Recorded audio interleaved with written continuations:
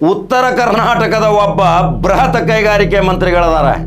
ಆ ಮಂತ್ರಿಗಳ ವೈಶಿಷ್ಟ್ಯ ನೋಡಿದರೆ ಸಹಿತ ಅವರು ಕರ್ನಾಟಕ ರಾಜ್ಯದ ಒಂದು ಮುಖ್ಯಮಂತ್ರಿ ಆಗುವ ಮುಂಚೂಣಿಯಲ್ಲಿ ಇದ್ದಂಥ ಆ ಉತ್ತರ ಕರ್ನಾಟಕದ ಬೃಹತ್ ಕೈಗಾರಿಕಾ ಮಂತ್ರಿಗಳಿಗೆ ಒಬ್ಬರು ಮಹಾಸ್ವಾಮೀಜಿಗಳು ಕರೆದು ಸತ್ಕಾರ ಮಾಡ್ತಾರ. ಅದೊಂದು ಆಶ್ಚರ್ಯಕರ ಸತ್ಕಾರ. ಇವತ್ತು ಯಾವ ಮಂತ್ರಿಗೂ ಸಹಿತ ಇಂಥ ಸತ್ಕಾರ ಮಾಡಿಲ್ಲ. ಅಂಥ ಅಪರೂಪದ ಮಂತ್ರಿ ಅವರೇ ಎಂ.ಬಿ. ಪಾಟೀಲ್.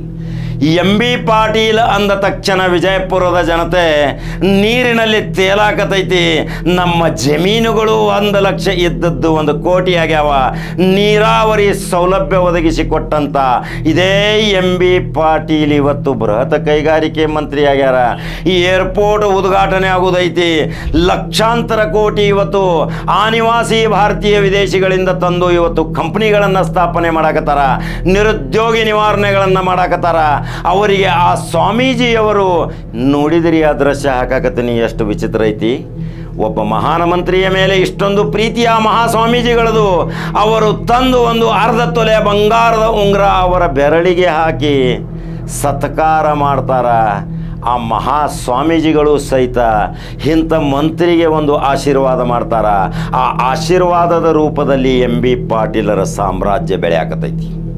ನೋಡಿದಿರಿ ಅವರ ಸಿಬ್ಬಂದಿ ವರ್ಗ, ನೋಡಿದಿರಿ ಅವರ ಧರ್ಮಪತ್ನಿ, ನೋಡಿದಿರಿ ಅವರ ಚಿರಂಜೀವಿ, ನೋಡಿದಿರಿ ಆ ಸೊಸೆ.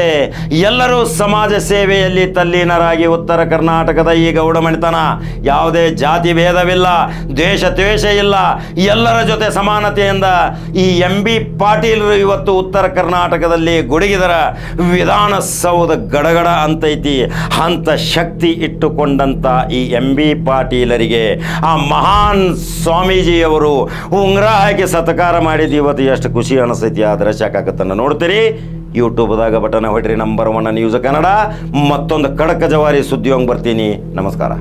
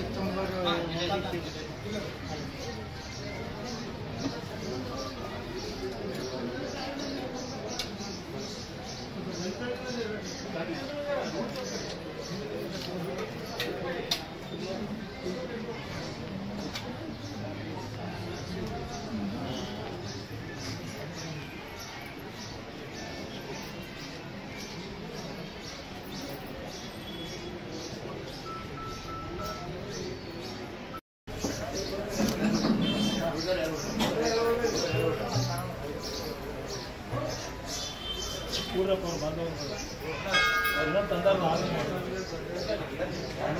और लास्ट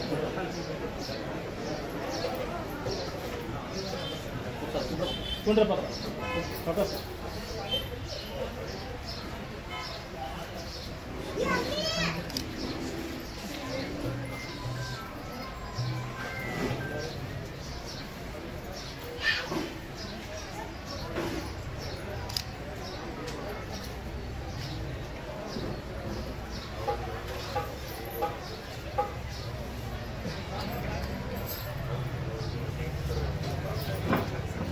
good sir.